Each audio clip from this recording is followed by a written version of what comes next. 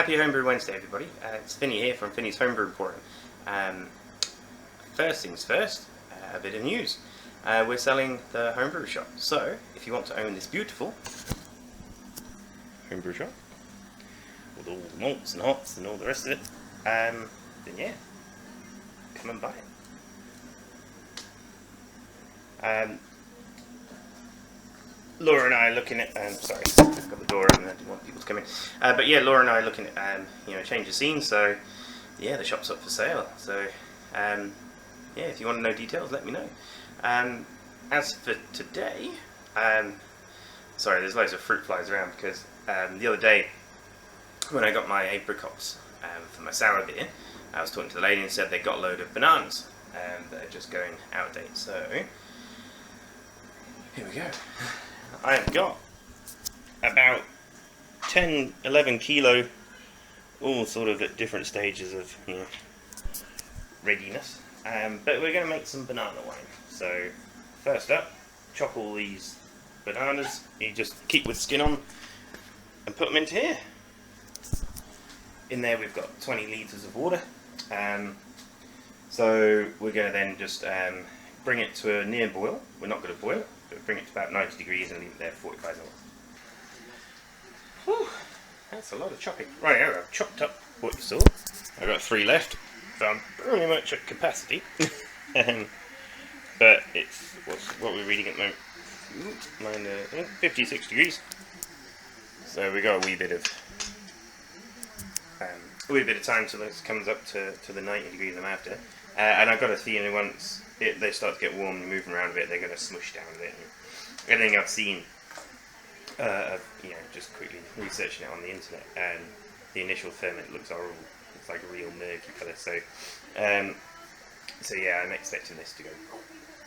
So in the meantime, the recipe I'm using, I'll put a link down below. And they say to use some, tannin from, winemaking tannin. But what I'm just going to do is make a strong cup of tea with a couple of tea bags in, and that will give me all the tannins that I want. I've got acid blends and citric acid, etc. in here, so I'll add that. And then once we've done all this bit, we put it into a fermenter. And we add a load of raisins to it. So I've actually got 4 packs of these, so it's that about 1.5 kilo of raisins into the fermenter as well. I think that helps clear it for some reason. I can't remember what the reason is behind it. But I'll have to read the recipe if it says dice it or not. But hopefully we'll be able to give you a bit of a flow through of the process, and while we're killing off a few of these fruit flies that are now invading the shop. Alright, yeah. I'll see you when this thing's boiling and when we're all prepped, I think. There we go. So I was a bit concerned about the rotation of the work. Sorry, I didn't make it. Wine, I suppose, the liquid through up and down because the mixture is really, it's quite claggy. So I set up the recirc and it's recirculating fine. Look, so we've got the liquids coming through onto the top. So that's great. It means I'm getting movement through this. It's at 71 at the moment. But that's great, it means I know that I'm going to get, that recirculation, so we can keep the whole thing at the right temperature rather than, get it really hot at the base where the temperature probe is and there's not that movement because of all the bananas. So far, it's looking quite promising. I think over the next, however long it'll start breaking down. I'll give it a stir in a minute anyway. But, right, yeah. Right then, so this has been sat for about an hour. So here it is. As you can see, it was 90 degrees and we've had the recirc going, so it looks awfully. So we got the fermenter here. Here it is. All sanitized, and we're just going to fill it up with raisins and then literally just pour the hot wort onto it. So that will hopefully kill off anything else, and then we'll pitch tomorrow according to the recipe, so it will cool down overnight. You never know, something may happen, fall into it, but we're looking at, so we'll catch this up tomorrow. See you in a moment. Good morning, everyone. So, we transferred as much of the liquid as we could. It was really hard to get it out of the through the bag, but here is a sample of it. Doesn't it look lovely? There's all bits in it and shit. But we're at 1070 at the moment. I only put 4 kgs of sugar in, and we've got 22 litres. So what I think I'll do at some point is potentially add another kg. We'll see how far it ferments and how the ferment goes. But it'll be a gentler start on the yeast, just at 1070 gravity. So it smells quite nice. Add a little bit of cinnamon during the boil, or during the hot steep.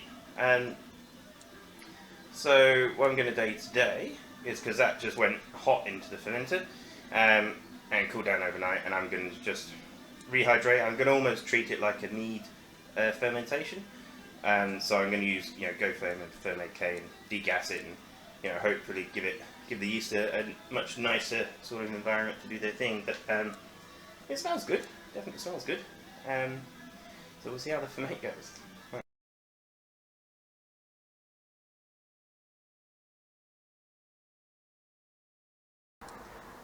Hello everyone. So we're at the house, as you can see, and the hot plants are just about ready to harvest. Unfortunately, we went away last weekend, and one just here got dry. Look at it. It's like, so this bit's buggered. These are first season anyway, but we got some cones. Look, check them out. They are supposed to be Rocker, but we don't know.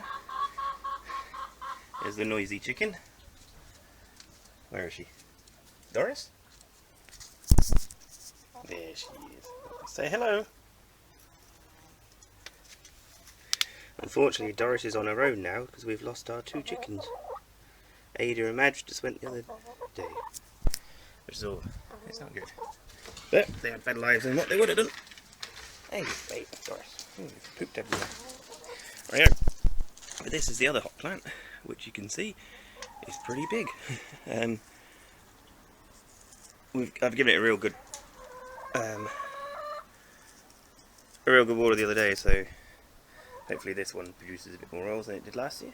But this is its second full season of growing like this, so it's going pretty well. So last thing to show you, this is sour sundae. So in the kitchen already I've got a little I guess demijohn 5 litre one, and that's my original Flanders that was on cherries. So that one's going to be just be straight bottled. Then, if you mind the mess, we've got, this is our original barrel beer. Second barrel beer. This is the old broom we did. That's been on Tamarillos. There's Tamarillos in the top there. This is quite acidic, so I'm going to bottle half just to get an idea of what it was. And then in this one under here we have the original barrel beer, which was like a red IPA, which I've then bretted and stuff. And this one's struggled to sour mainly because it was an IPA, so the IBUs have really stopped that sourness coming through. But it's got a nice Brett character, and it's got, because that was the original one in the barrel, it had lots of Pinot, lots of barrel characteristics. So because that's softer and that one's acidic, I'm then going to put 5 litres back into that one, so a half and half blend, and bottle that off. So the space that's made in the original barrel beer, I'm going to put this into it. So in here we've got a big batch of Berliner Weiss. So in there we've got about 40 litres. So 20 litres of that is going to go racked onto some apricots. So keep up. Then 5 litres of it will go onto the cherries, the original Flanders cake they'll bottle first, and then the rest of it will top up this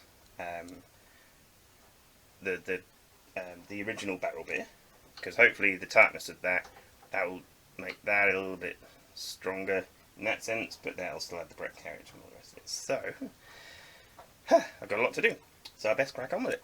So I'll see you hopefully in the end, and I'll show you some bottles and what we've done with all the different things. Alright, so we're just about to transfer the blender onto the apricots. and it seems the bags the apricots were in weren't quite sealed very well, because when they've defrosted overnight, you can probably see in here, there's like juice in the bottom. Oops. So not sure, this may end up being a slightly funky one. So literally I've just snipped the corner of the bag, and then just like poured it in. You can see it's all a bit of a pulpy sort of mess, which is good. It means there'll be plenty of that flavour and context and everything go into it. So right, I'm literally just going to plug in the end of the siphon into the tap after a bit of a sanitize, and then the other end of the, which normally goes in, the long straight bit, we'll just go into here and we'll set it off running. There we go, out there, bit of a loop, and then we'll just filling up nicely. Hello, we're back in the shop. Sorry, I did do a bit more filming, but I sort of got carried away with everything that was going on. So I ended up bottling the cherry Flanders, half the Tamarillo barrel beer, and then I racked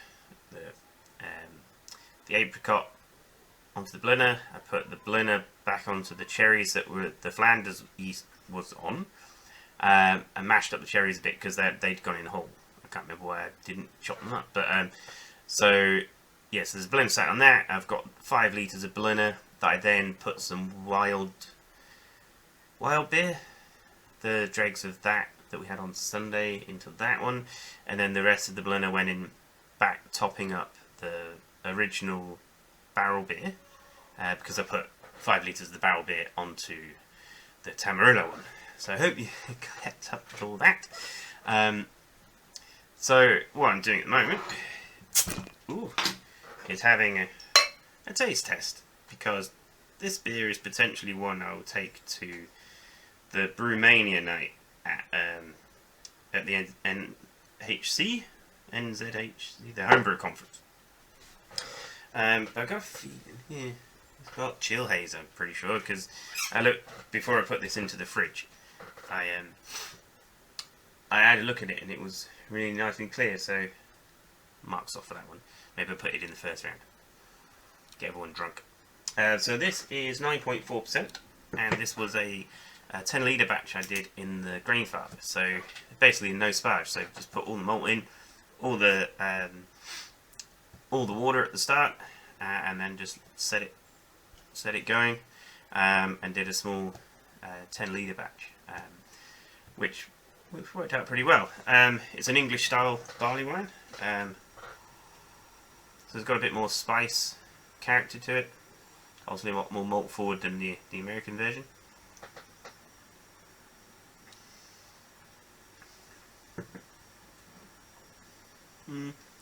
Still got a few esters. Maybe I won't put this one. A few esters that I'm not entirely sure about. It's really fizzy. It could be I just over primed it. I don't really bulk prime, I just use the tabs, and so maybe I should have used half of one, and this is only a 330ml bottle. So maybe I'll give it a good swirl and try and degas it while I'm talking to yous. So today it's been a long day. The fresh hops arrived, and so I've just done my first fresh hop beer with Mochuaker and Cascade, which I'll tease you for next week, because I've taken the video, but if I put it onto this one, none of you will watch it because it will be a ridiculously long video. So I'm going to leave it there. Have yourselves a good week, and we'll catch up next week with the brew day with wet hop, and hopefully some footage from a new event over here called Hopstock, which is held at the Laboratory, which is a brew bar out in Lincoln, and it will be the first time Laura and I have stood behind our beers at an event, so it's going to be really cool. We've got Angry Sky, the Red IPA, we've got Enigmatic, our Pale Ale, and we've got our new beer, an American Rye Amber, that'll be on the handle there. So tune in next week, subscribe, like, share, do all the bits and bobs, and if I don't see you, I'll see you next Wednesday. Cheers!